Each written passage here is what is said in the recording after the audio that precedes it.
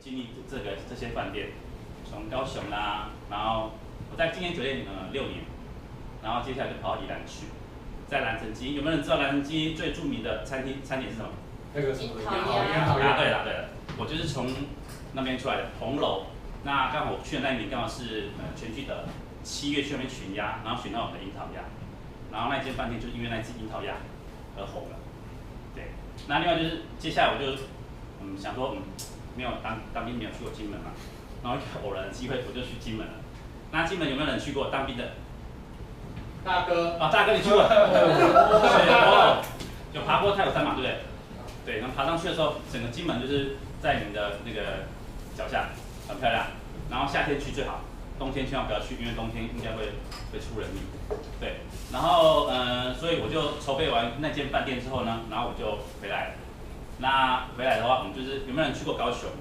高雄最有名的港都茶楼是在中信。中信茶楼的部分的话，在高雄历史大概有20-30年。那我一开始也不是在港都茶楼，我是在1楼品日料，就是现在冬天最流行的涮涮锅，在那边工作。然后在那边3年之后呢，我又调到新庄，就是在新庄农会楼上，我们云朗集团的第1间饭店就是新庄汉民酒店。那我们目前的话，我们的集团的规模已经到意大利了。那目前有收购5间酒庄，自己的葡萄酒园、橄榄园，对，酒庄。那我们的 Hotel One 呢，饭店也在去年开幕了，对，那罗马也有。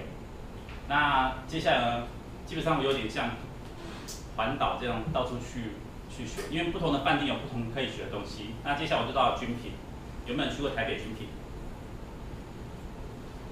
对，台北军品算是我们集团里面商务饭店的顶级5星级的饭店，它是在金站百货的6楼。对，然后最著名就是波士顿龙虾吃到饱。对，如果大家有在看新闻的话，就是很多人就是为了吃那只龙虾去。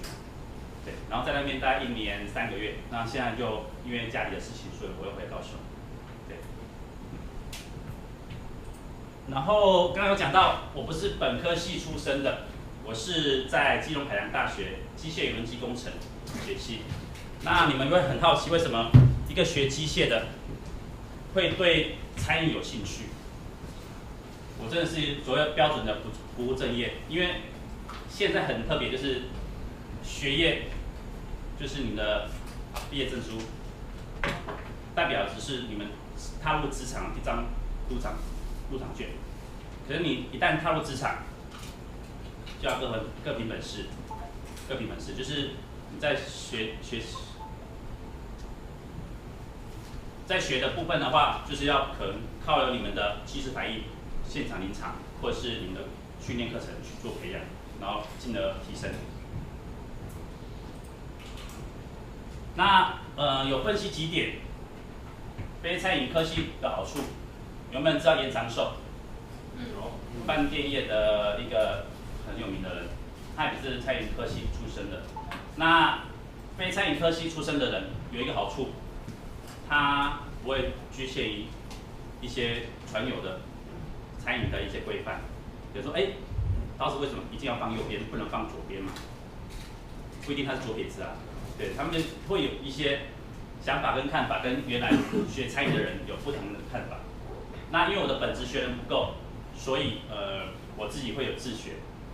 我曾经工作超过20个小时。那有人想说，为什么会有20个小时这么长？我从早餐、午餐、下午茶、晚餐到宵夜。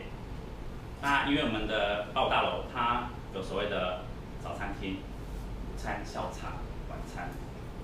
对，那借由在职场的部分去做一个演练学习，那让自己有点像那种吸星大法，你把你所要的东西一直吸，一直归纳，然后抓到你自己所可以去发展的一个东西，然后可以创出自己的想法跟一个做法，这边。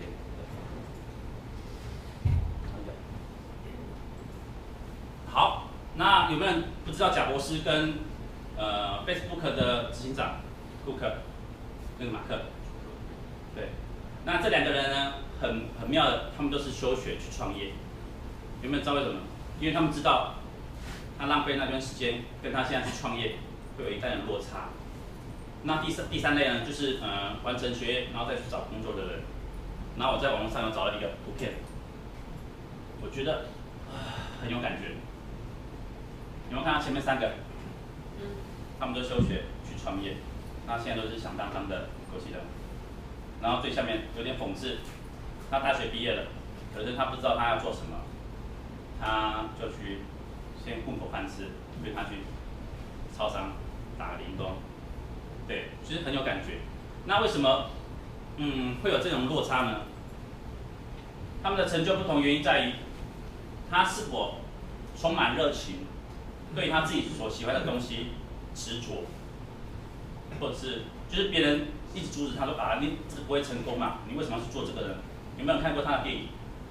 对，就是他旁边的人都不相信他会成功，可是他知道他自己做的事情是对的，然后他的热情支持他，然后最后大家看到成果。那另外就是人格特质，在投入餐饮业的人格特质有一个很重要的特质，要会笑，就是看到人、看到同事、看到不认识的人都要会笑。那有没有人知道为什么要会笑？基本上会笑的话会拉近人与人之间的距离，拉近人与人之间的距离。你去餐厅点餐的时候，如果看到一个服务生脸很臭，跟一个笑脸迎人，然后会去跟很多客人打招呼，你会去找哪一个服务人员？你会去找那个脸臭，那个脸很臭，那个过来帮我服务一下，不可能嘛？一定是那个笑的还不错，那感觉然后蛮好欺负，不是，就蛮好亲近的，就会叫他过来替你服务。对，那在餐饮业很重要的就是你了不了解你自己的人格特质。那热情的部分的话，有一个明确的一个定义，它是来自于你知道你的目标在哪里，然后去努力，然后你知道你要做成怎样的人，然后你的方向确定了，就是慢慢走，最后一定会达到终点。对，就是那个决心。那大家都有纸跟笔，对不对？有。OK。那我问大家一个问题，有没有想过你们为什么会来斑马莎莎餐厅工作？为什么？先问自己，你为什么会来这里工作？是为了想赚钱，打发时间？因为朋友在这里，所以就跟着来了。或者这边有很漂亮的妹，所以创办起来了。没有，就是反正就是你们一定有你们的理由，为什么会来这间餐厅？对，那你们可以花个2-3分钟问一下自己，你为什么会来？或者是你们可以再拿回去想，因为其实要对自己诚实的原因，是因为你才知道怎么样去做改变。对，为什么你要来这间餐厅工作？为什么你不去旁边的？好像有街道什么的。对，其实你们，对啊，附近很多那种相关科系，不是相关的那个一个餐厅，例如什么汉堡啦、披萨啦、意大利面很多其实你们那边算还蛮竞争的战区。对，那为什么你会想要在斑马餐厅里面工作呢？那跟大家分享一下，因为我本身是理工的，那理工会有很多公式，那基本上可以带入一个公式。那所谓的热情，就是员工的投入度。你这里有米克夏，这和你芋头先来谈好了。没有，我们买绿茶。绿茶对对对，是这样结合。是。还是我帮你准备？没有开玩笑，我有。事后啦，事后。没。对，就是有一个公式，热情呢就是员工的投入度，员工自我激励。那所谓的投入呢，刚刚讲到嘛，了解自己，或者是你的主管了不了解你，适才适所，正向的工作环境，就是所谓的员工投入度。那另外的自我激励，所谓的自我激励呢，就是你自己进入职场之后，你有没有自己去自修？就像马老师有讲过，你们会自己去外面餐厅观摩嘛，看人家服务或什么，或者自己会去看书，或者是去看一些可以增进自己的，例如像说菜技术的一些学的一个技巧。那英文就是说 ，What you do, where you do it， 或者是 Who are you？ 要常常问自己。那现在的社会已经没有办法那种单打独斗了，我们都是属于团体战。团体战就是可能一个人不可能从结账、送菜单、送菜到最后收桌，不可能，一定是你们有各自的一个工作，各自的工作。那在团队里面，如何让你们的团队是有士气、有激励的？有分这几个比例。第一个最重要就是态度，态度真的很重要，因为态度会决定你的高度。另外就是技巧、技能，技能就像师傅的煮菜的技巧了，技能。那所谓的专业知识就是像你把一盘菜送到客人桌上，你如何把那盘菜说的，他还没吃到，可是他脑子已经想，哇塞，这么美味，里面有加了什么什么什么什么哪些东西，对。那刚刚讲到，跟大家分享一下，就是我待过的饭店，很多新人来来去去走又离开，很多很重要的一个原因就是主管，因为他的部属会觉得奇怪，我的主管都叫我去做这些事，不能做那些事，可是他却为什么自己都去做那些事？对，就是他会产生矛盾，他管理上会产生矛盾，所以他会觉得这个主管不适合他，他就会离开。所以我们主管的话有两个特质，蛮适合去激励我们的团队。第一个就是充分授权。有时候可能主管在忙，那现场也忙，那他授权给你负责这个区域，那你就有所谓的能力、责任要把那区顾好。对，然后有任何问题都可以跟他寻求资源。那另外就是背后支持。所谓背后支持呢，就是可能有些无理的客人。因为你的可能疏忽吧，然后他就抓到一个把柄，然后从那个把柄开始去批评你的服务啊或者什么。可是你的主管知道你不是故意的，而且你已经表达很充分的诚意跟他致歉，可是那个客人还是蛮无理，因为现在真的很多，因为像媒体啊什么，对，大家会看到很多。就是如果你的主管是有支持你的，而不是跟着客人一起骂你，就可能客人走，他又在后面就在捅你一刀说。啊，你哪安尼做啦？哦，干嘛安尼收呢？拢袂样，就是你整个人的士气会低迷，你会不说或者一点这个老妈，这种讲他老妈，那种心态就不一样，真的。可是如果那个主管等那客人走了嘛，因为基本上还是要给客人面子，让客人先走，先可以处理客人的情绪之后，再处理员工的情绪，对。然后接下来呢，你的主管就把你叫到后面说，我知道你不是故意的，他会进行关心、安慰，然后进而鼓励你下次做更好。那你会发自内心想要把下次做更好，你就会有所谓的动力。就最近不是要做那个心智大谈，就是有所谓的原理，你的小宇宙就会从你体内自己爆发出来，真的就会爆发出来。对。然后另外就是我有遇到有些主管自己做不到，是却要求自己的部属要做到，然后通常这也比较难带人。对，因为你看下面也会看啊，说阿姨的拢做袂到啊，有我做到对。就例如像我举个例子，我们很多饭店主管会要求我们的主管要笑，可是常常很多天别的主管不笑，可是却要求他的部属，他看到客人要笑，他就没有说服力，就没有说服力。那我举一个我们集团饭店的一个特殊事件。不知道大家有没有印象，在2013年的10月21号，有一个主播带他的家人去我们云品，在我们日月潭的一个度假型的顶级饭店，然后他做SPA 的疗程。那因为可能是那时候帮疗师在做前一个客人，那可能时间上有延迟到，然后可是那个主播跟他家人还有他的朋友就开始不理智的对我们的员工，对。谩骂，那甚至要将他下跪赔罪。对，那基本上刚刚讲到，如果员工不是故意甚至恶意去造成这个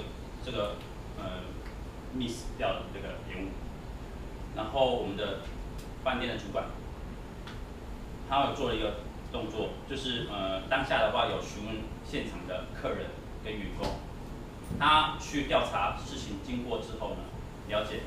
并不是像那个主播讲的，那我们同事的部分的话，他也会有刚刚我讲到，就是私底下有去关心慰问他，就是不是因为他的关系，因为上次那个什么油事件，你知道吗？很多那种北北啊、大人、老人家不理智，然后要求那个他买到了笔，有地沟油的笔，要那个销售人员把它吃掉，有没有？他还哭了，我觉得很不舍，因为你自己也有儿女嘛，如果你的儿女被人家这样对待，对啊，所以那时候他们已经不理智了，对。然后我们调查出来，的确有这件事情发生，那我们去做一个协商跟调整。然后员工的部分的话，我们也全力支持他，因为并不是他所造成这次的困扰。对，就是如果你的主管有在提你，你去做任何事情，做对的事情，你会更有动力。对。然后同事，我觉得同事很重要的原因就是餐饮业很竞争，我们就真的不怕谁一样的对手，我们只怕猪一样的队友。不是，就是说，同事就是在你的工作的职场上面可以帮你、帮公司或帮餐厅的。那有2个特质很重要，他必须要是正向思考，很有活力，互相合作，勇于挑战。那活力展现的部分呢，第一个就是你的动作。常常看到我们餐厅或者是饭店很多新来的 PT。或者是可能工作久了心情不好，他们走路会拖着，就是他穿皮鞋，可是他行走是缓慢，然后是拖的，就没有精神、没有活力那种感觉。然后另外就是不笑，对，那这种会让客人感觉到，他好像不是发自内心要去服务，对。而如果你有一点小把柄构成，不然弄到他会借由这个点正爆发出来，对。那同事真的很重要。有没有人是刚来这边餐厅没多久？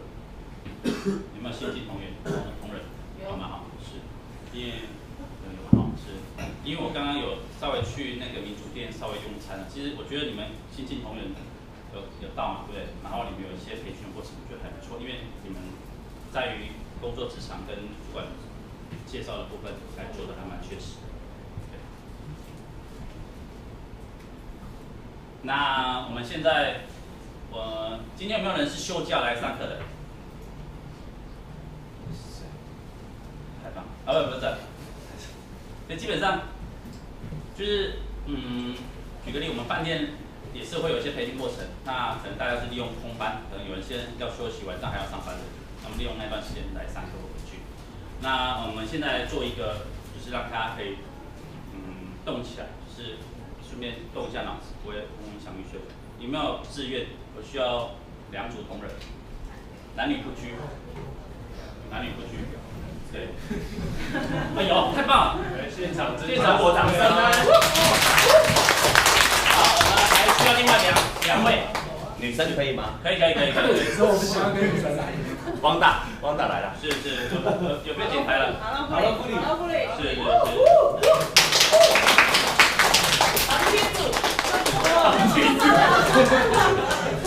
30俱乐部，那个跟大家分享一下，就是尤其那新进来的同仁要记得，有机会上台要多上台，因为这就是磨练自己，或是让来很久了，我们先下去好了。没有，我说主动性很好，积极主动很好，那就是为什么人家可以当干部的原因，不是啊？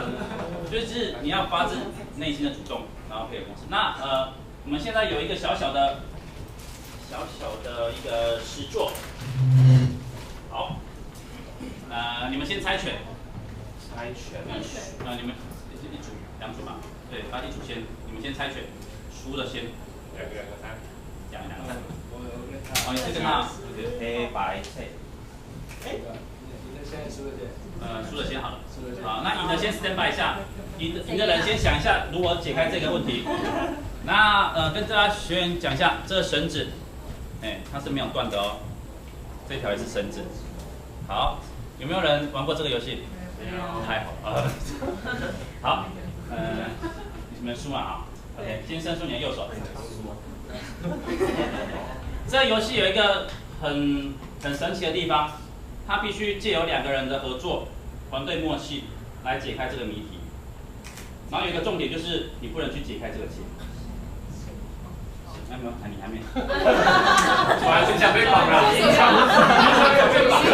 被绑习惯了吧？不好意思，失敬。要记得不能去动这个结哦。好，换你了。135还是246啊？是。好，迫不及待被绑啊！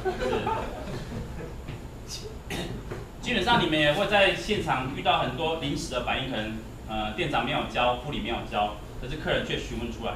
那你们可以用一些方法去达到客人的期望，然后也不违反公司规定。好，那很神奇的，他们现在这一组的同仁呢，他们现在你先把手分开，他们俩现在是绑在一起，有没有？他们要想办法不去解开这个结，可是2条绳子可以分开。好。就是他把它跨过去了，所以他要想办法把整个过来看不到。是，好，那我们过来一点。对，不能碰他的结哦。原来可以这样，早知道我就猜输了。可以换人吗？可以换队吗？没有，我们先看这组。不能结啊。对，不能碰到结，可是却可以分开。却可以分开。对，不要侧面下去啊，那个。侧面到后面这边表演啊。这里大家。那跟大家分享一下，这个游戏呢是在我大一新生的时候，新生训练的时候学到的。那基本上我们那时候玩的时候绳子更短，然后基本上是一男一女，所以那接触度更好。不能去碰到那个结哦，可是却可以把绳子分开。不能去把那个结解开。叫。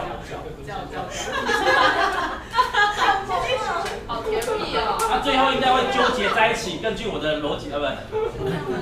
对，也有人常这样跨过去。对。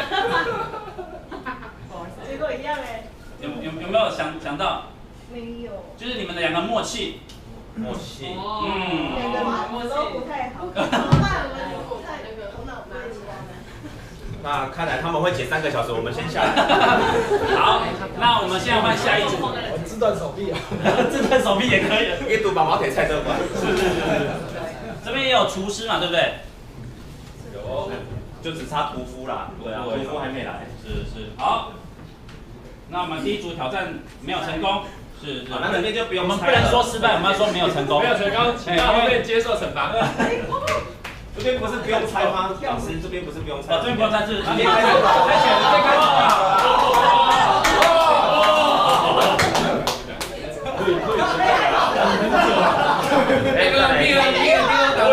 他得杀青扣啊！该怎么做？第2段拿给我，第2段拿给我玩。还结束啊？被行为啊？这不外代机啊？好了，那我们先换到另外一个 partner 呢，看他的默契呢，还是他的想法有？到底是默契比较强烈，还是性欲比较强烈呢？是要怎样绕他才能？我觉得你这样太情色了。没有。那不是你梦寐以求某一段梦中的情境吗？要怎样把绕？我是觉得可能女生要脱衣服。真的。有没有人有想到的？有没有人想到可以举手，然后就换你啊？不是。不能解开那个结。不能解开这个结。对。两边都不能解开。对，两边都不能解开。我就想。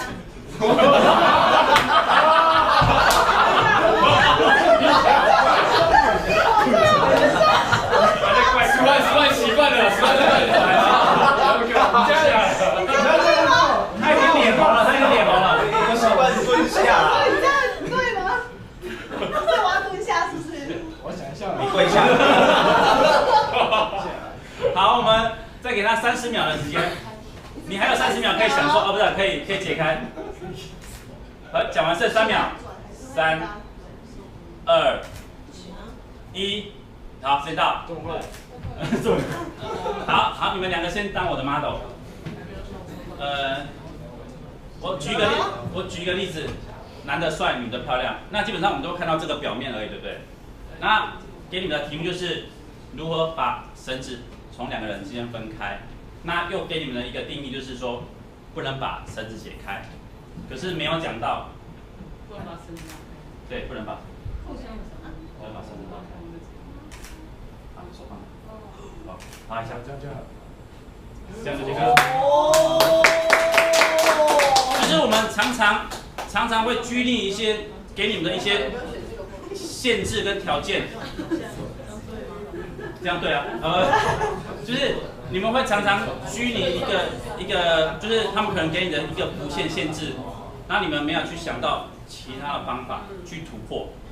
对，这是一个小小的一个游戏，虽然还蛮有趣的，啊不是，可以吗？那这绳子要带回上纪念品吗？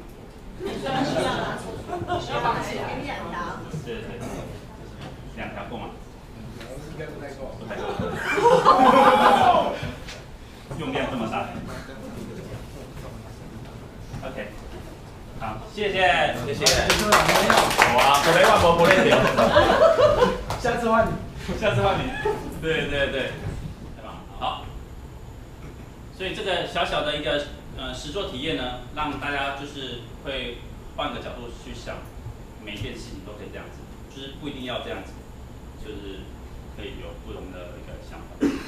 那刚刚讲到，所谓的成功，热情的人去持续做他喜欢的事，到最后可能会成功。对，那我所谓的成功呢，就是在别人的眼中有一定的影响力。那什么叫影响力呢？就是像我们饭店很多那种常客，来就是，我认识你某某谁，为什么他要这样讲？因为他有影响力，他可以请他去帮忙做事，他就成功了，因为他成功了要到他要的东西。那另外就是乐于跟你相处，在团体里面一定会有你喜欢的人，跟你不喜欢的人。那为什么那些人，有些人会想要去跟他相处？那可能是他有散发出一些特质是你喜欢的，或者他有些你可以学习的东西，对，然后就可以让我成功。那刚刚讲到态度，态度在激励团体里面占50%。那刚刚有讲到，身为主管的去督导你所吩咐部属去做的事情。那如果他做错了，你不是直接去责备他，而是问他，为什么你没有完成我交代的事情？是有什么困难呢？或者是什么？对，然后如果可以的话，带着做，让他知道你要的是什么。因为我在饭店这么多年，常常遇到一个问题，就是主管会交付你的一个东西，可是他会给你讲一个很模糊的东西。如果你没有 feedback 跟他问，去确认，而是按照你自己的意思去做，一定错。对，因为他想的跟你想的一定是不一样，对，一定不一样。然后其实另外就是如果他做得很好，得到客人称赞，你们有没有顾客见表？有没有？用过。对，就是客人觉得你这次的用餐体验服务很好，他会写说某某某，很好，服务很好，然后笑容亲切，对，就是有些肯定啊，那你才会有动力，才会继续想要去服务。如果每次都被客说脸臭、摔盘子、不收桌，对啊，你就没有想要再继续做的一个动力。好，感觉气氛又稍微低一下了，你就知道因为这样啊，不好。我们现在在征求两组同仁。好，对，就是这次的体验的话，就是要跟大家分享，不管是主管或者同事，你请同事去做事，同事请同事或者主管请同事去做事，你是用什么的角度或什么态度去表达或传递，对，让他们接收到你要的东西。那我们这一关更刺激了，是看不到的。OK， 那有没有自愿的？刚刚已经自愿过就要换人了。有，这边情侣。耶！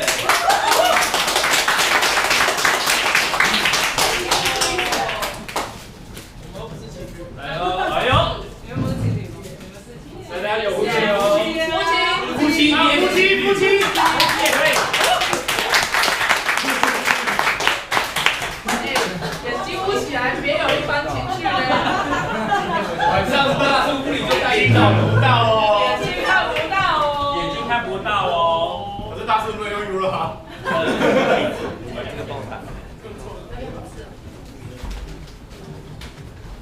好，我先讲解一下这次体验的一个做法，不是丢乒乓球。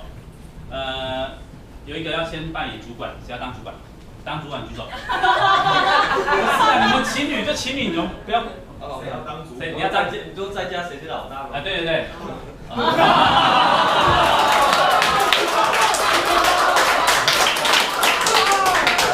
帅，大叔我爱你，爱回讲头。都醒了。通常就是老婆要给老公在外面有面子，这样回去就死定了。对对，好，那我们另外一个很重要的东西来了，有杯子 ，OK， 好，那我们现在注意看哦，这是杯子，这个是球，那我们把它放进去，有没有觉得这个动作很简单？嗯，对，好，来了。这个杯子，你们是这个杯子 ，OK， 好，猜拳，输的蒙眼睛，输的摸眼睛，蒙眼睛，蒙眼睛，这个蒙眼睛，谁跟谁猜？你们自己主猜啊。你们都来乱，剪刀石头布。我们两个猜。对对对，谁赢？他输，你帮他确认他戴起来是看不到的。输的蒙眼睛了。对，输的蒙眼睛，谁输？我输。对，帮他蒙。是，好，好，我们确认一下他有没有看得到，这样是多少？不知道，太好了。好，好，然后接下来呢，扮演主管的人员，他只能用嘴巴去指挥他去完成刚刚那个简单的动作。那他要怎样陈述？如果把这颗球放到这个杯子里面去，在他眼里很简单的，就这样 A 管的坑里的喝啊。可是，在他眼里，他看不到。他如何叙述这个距离、角度，完成这个动作？那我们比谁比较快，好不好？好。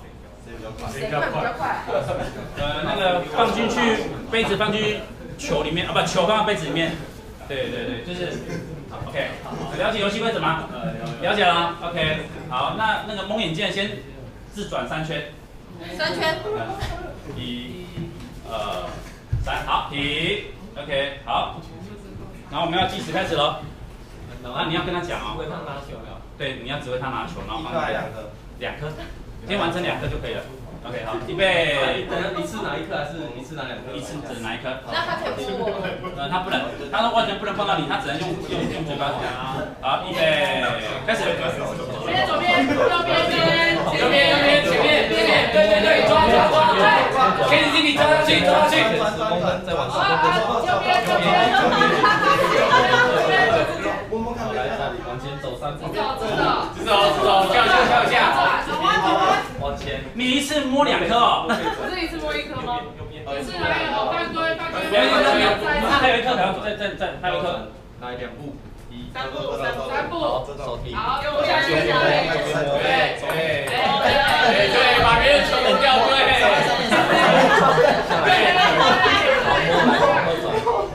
知道。好，左边，好，完成。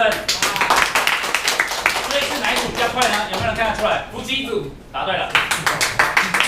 因为平常没有在练习。这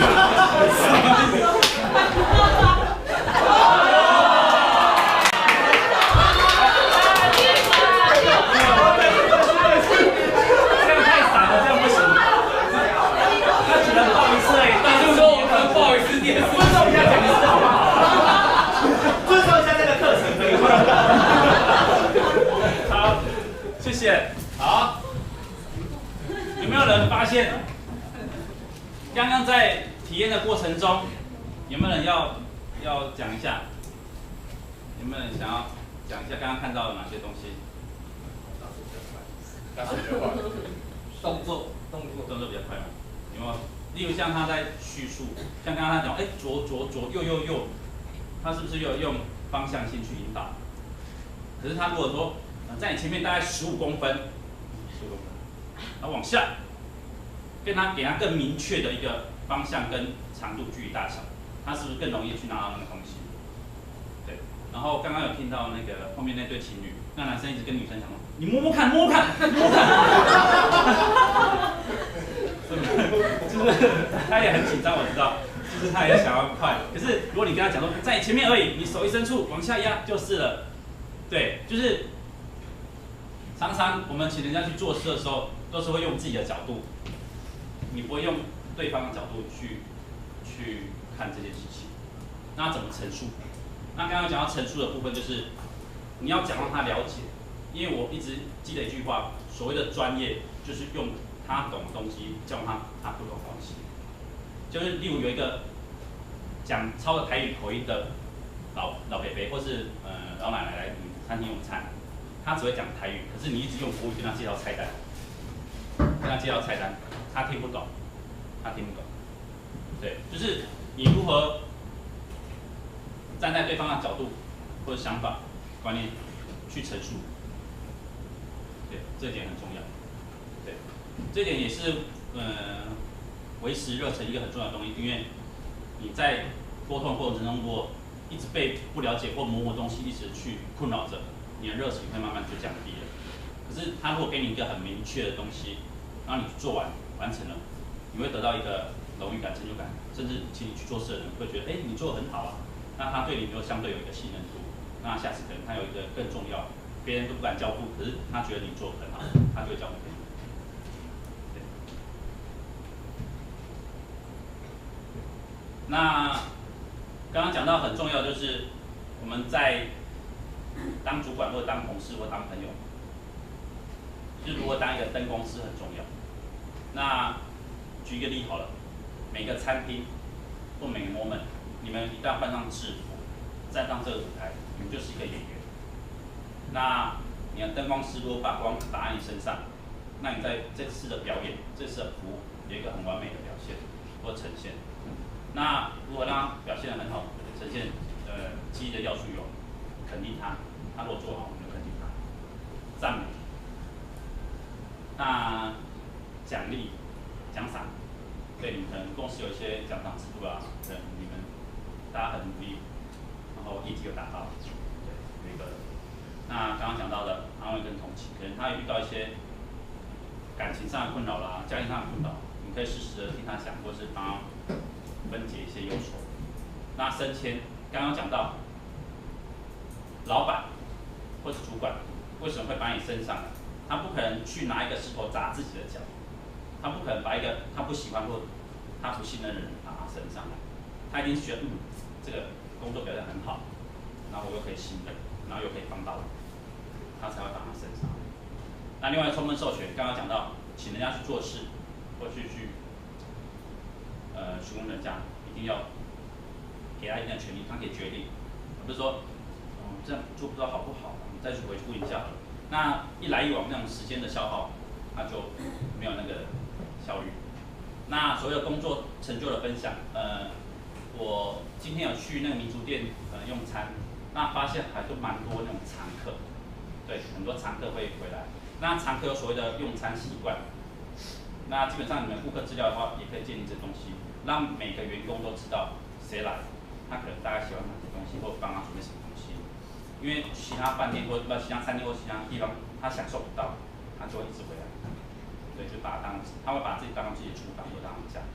那基本上是双赢啊，他得到他要的餐点服务，那我们也得到营收。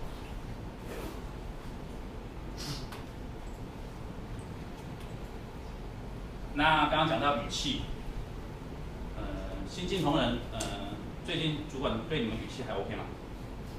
他不敢说好， OK。对，那你下好了，就是，我曾经遇到就是我们饭店有一些 PT， 他可能不是餐饮，他可能是什么护士啦、护专啊，来可能周末打工之类的，然后他可能比较对餐饮的东西比较不了解。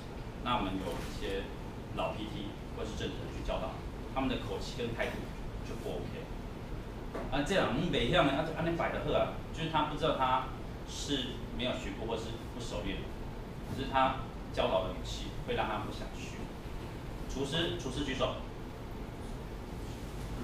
这么多。出来。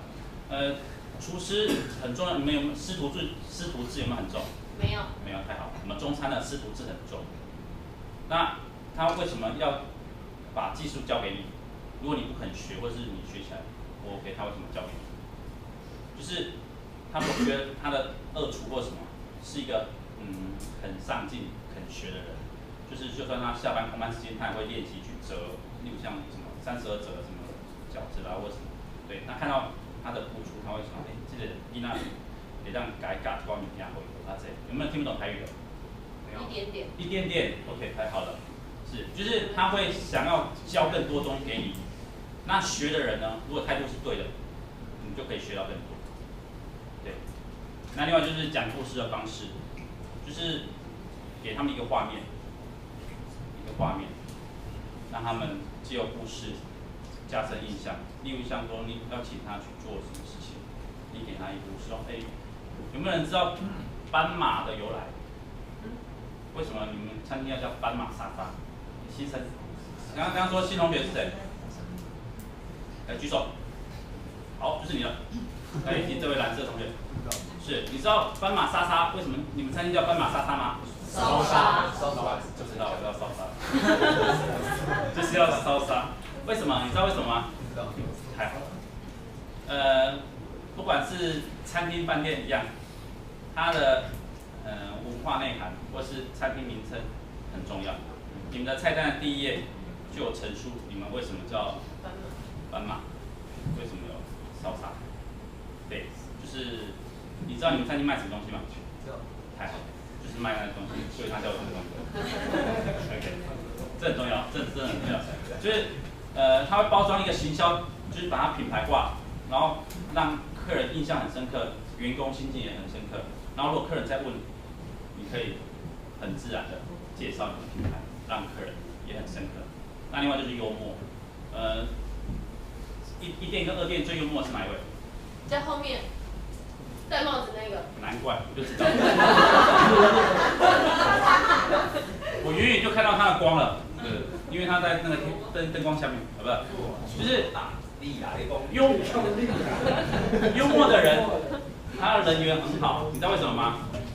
有没有人知道为什么？因为他会搞笑，会让人家笑。要记得哦，会让人家笑这个特质很重要哦。有些人不会哦。有些人不会让人家笑，不会让人家笑。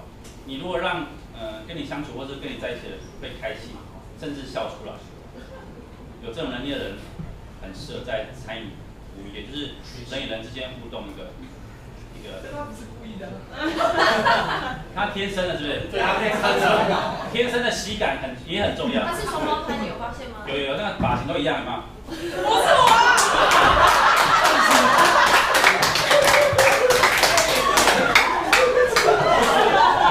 不是生下来就这样吗？他是清朝人。对，就是基本上幽默人，他平常会去想一些梗，或者是就是会去想一些让人家觉得会很好笑的事。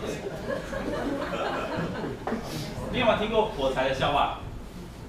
就有一天火柴走着走，然后头很痒，坐在桌上就烧起来。烧死了。对，就是有一些很短，可是效果还 OK 的，就是对。因为我常跟我们的 PD 或政治人员讲说，你上班第一件事情就是你想，脑子想着你觉得最好笑的笑话。对，那你就嘴角会不自觉的往上扬，对，就是让自己先开心起来，你就会有一个开心的心情去服务客人，这真的很重要。对，好，那讲到餐厅，有没有人知道开餐厅是为了什么？赚钱。对，对，老板就是开餐厅是为了赚钱。然后另外，对了，其实他如果没有开餐厅，也没有你们。对，老板很伟大。那鸡的好处的原因就是它可以提升你的生产力，这个时间可能只能服务2桌客人，可是一旦激励起来，哇，受我病，给他口不让给他对，那工作表现也更好，就是正向的啦。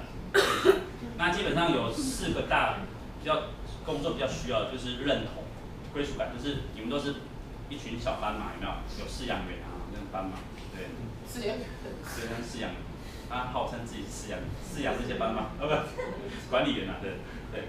然后认同的话就是你对团体的认同，赞同的话就是团体对你的赞同，就是说，认为你表现很好，赞同你的表现，然后一个回馈。那一致的水准，你们有所谓的 SOP 对不对？对。就是餐点要怎么先送到哪里的，位置怎么摆，餐具怎么摆，然后问客人什么东西，就是基本上这个东西是不变的。那会变就是额外的东西，例如像一台火车在轨道上面，它只能在轨道上跑，对不对？可是你在火车上面，你可以跳舞啦、吃饭啊、睡觉都 OK， 可是不能跳出火车。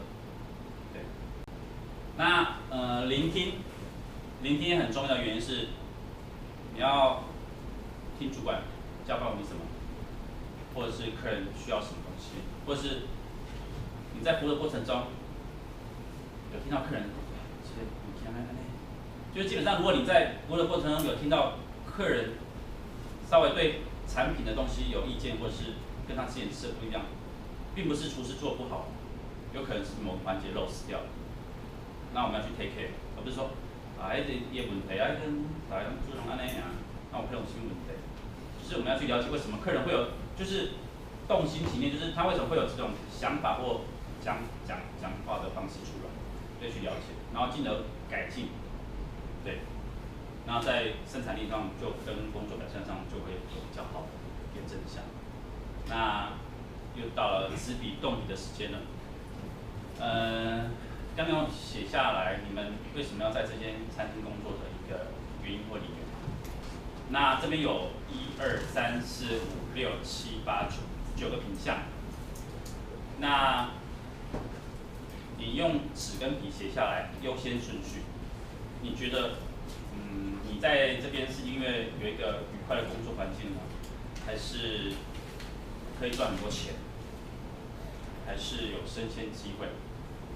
你都写进去，就是你照顺序写下来。反正就是1、2、3、4、5、6、7、8、9嘛，你就先编号嘛，1到9，可能是9当第一个，你9就写在第一个。对，你就按照你们自己对工作上价值上一个优先顺序，你们自己去写。每个人都不一样哦，不可能有人一样。对，为什么？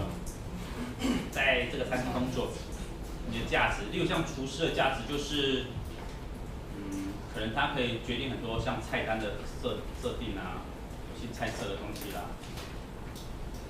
那 PT 啦，可能他会有一些所得的需求，或是他对餐饮有兴趣。对。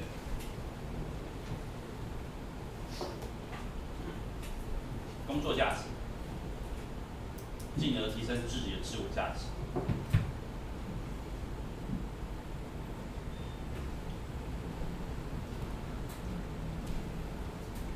有没有人是第一个的？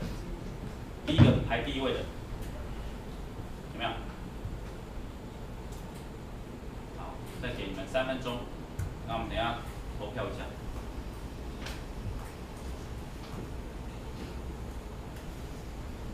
所以你们今天晚上就不营业了，是不是？对。真假的？太好了，可以休息了。看到没有？真的餐饮业真的很辛苦，只有当过餐饮业才知道餐饮业的辛苦。像人家都在放假休息，我们是最忙的时候，真的休息。然后人家去约会那个的时候，看他们那闪光的时候，我们就是要服务他们。老师，就是第3个是什么意思？第3个就是决定影响工作个人问题，就是他可能就是你的工作不会因为你，就像性别啦，就可能这工作只有女生能做或男生能做，不会因为本身问题，像你们很棒你们还可以染发，有没有？我们不行啊，染发被剃光头对啊，对啊，因为饭店业他们对服装仪容的要求比较高一点，对，那头发不能太长。对，女生要上妆，然后要穿那个高跟鞋。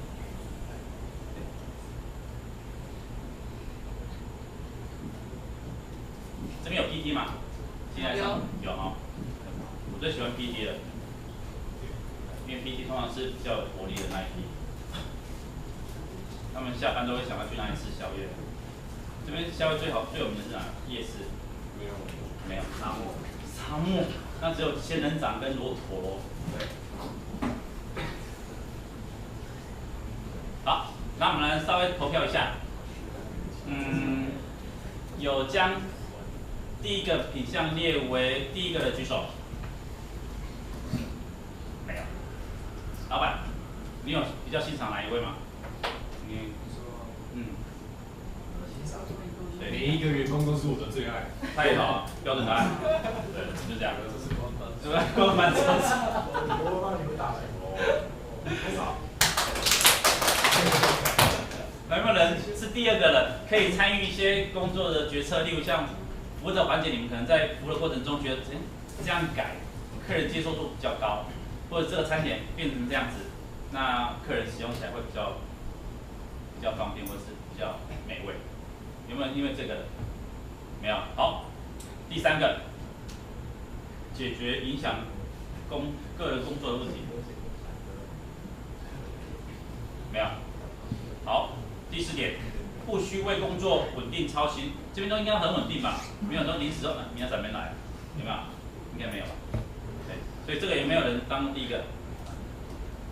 好，第5个，所得大于付出。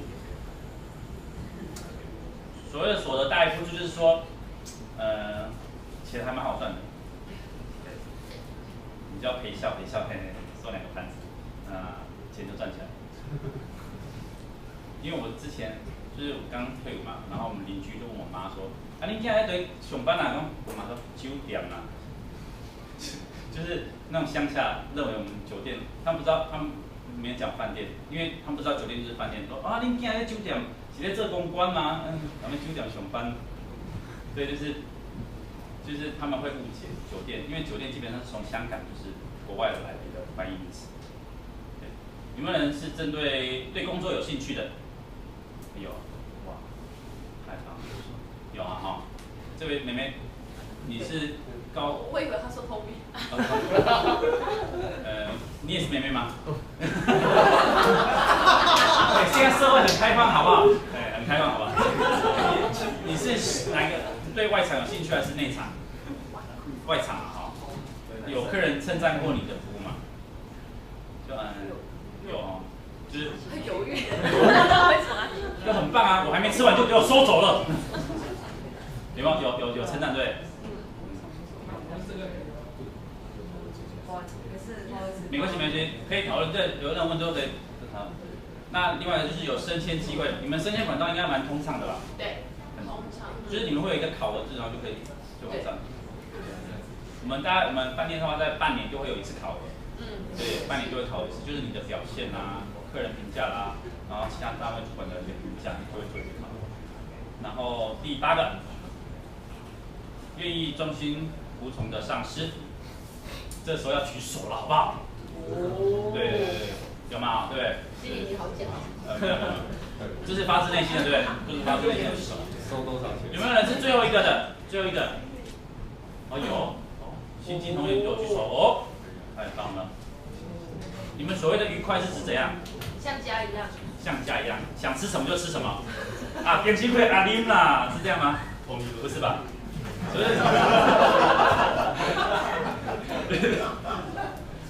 是怎样？刚刚举手那白色衣服的同学。每天吃饱饱，偷吃饱啦，偷吃饱。是。基本上跟大家分享一下，通常都是在上班的时间做不能做的事情会最开心。通常都是这样，例如去偷抽个烟啊，哇，好开心啊！对，偷吃一个芭乐，哇，好开心。对，可是不能被老板发现。对，就是有一些你们认为你们来餐厅工作的一个价值。那就是属于餐饮服务业嘛，那跟大家分享一下那个5星服务1星期的成本，有没有人可以说出最低成本、最高效益的服务是什么？笑容。答对，就是笑容。开错。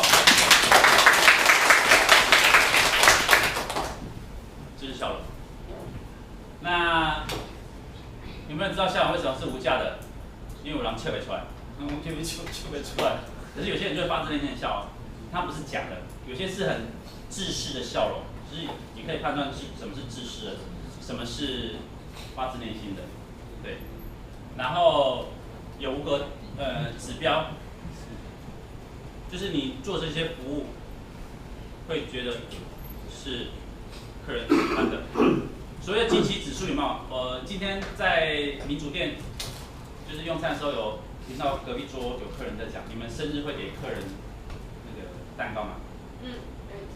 庆生会嘛，哈，是客人打电话的时候，你就会还是应客人需求，应客人需求，或者是像我们那边就是突然听到，你看，就是我们服务人员经过的时候，突然听到他是来庆生的，那我们就赶快偷偷进去跟师傅讲说，师傅那个帮我蒸一个寿桃，因为我们是中餐厅。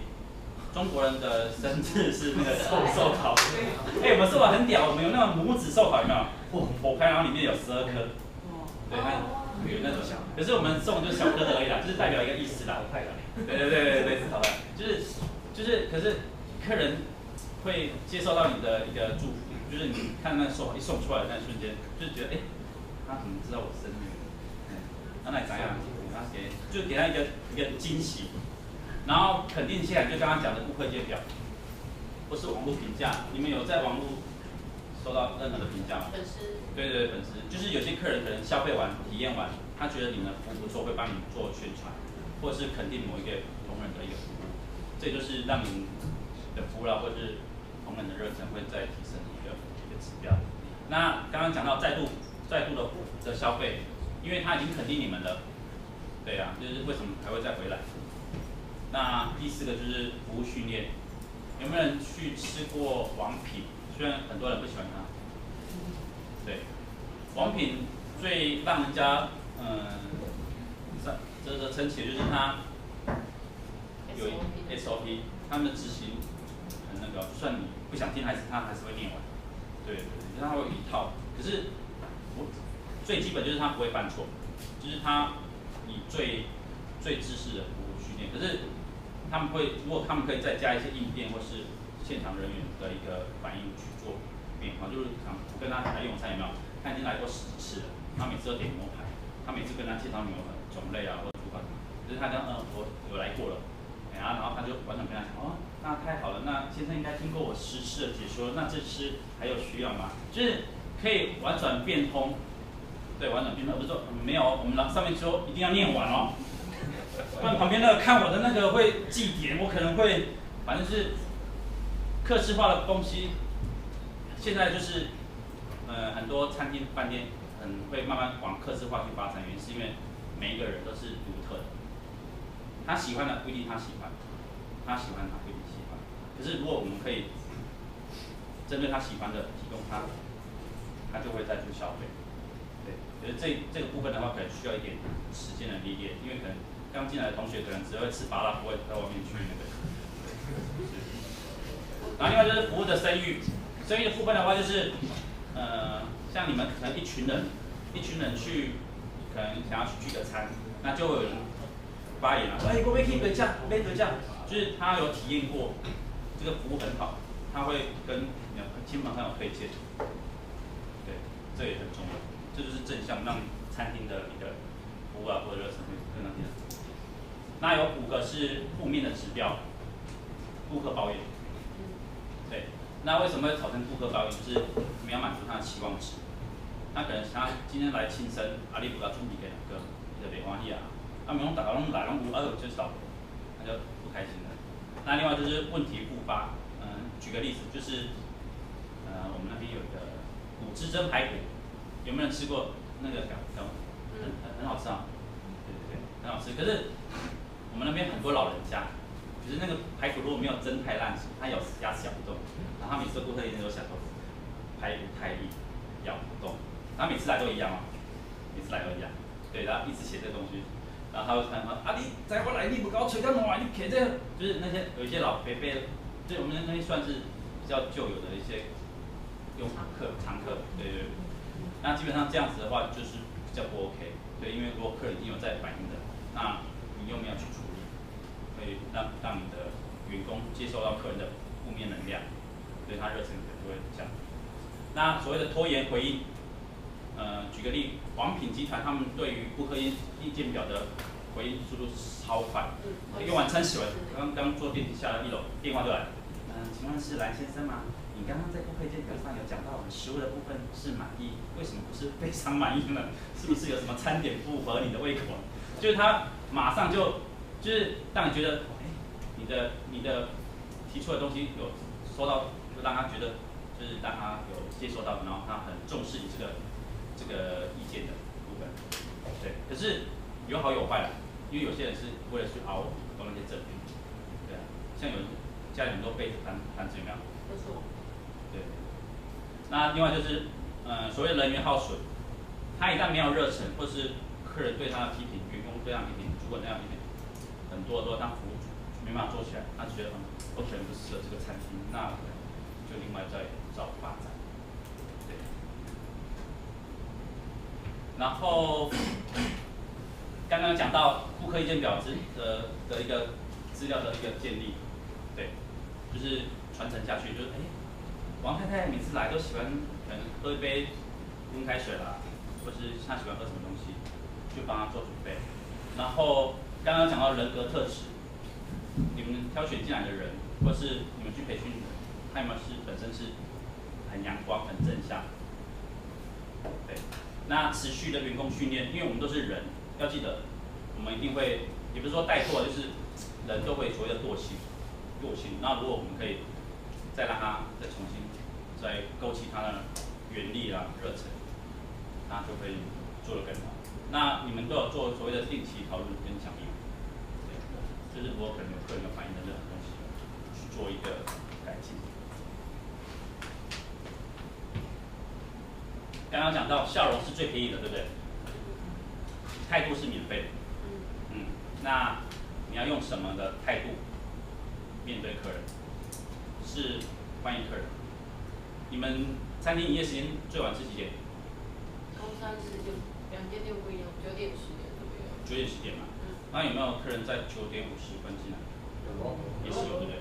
还是你们还是接嘛？还是接嘛，对不对？对，还是接。而不是说，不好意思，我们剩10分钟，这样你吃饭可能会很赶哦，这样你还要吃吗？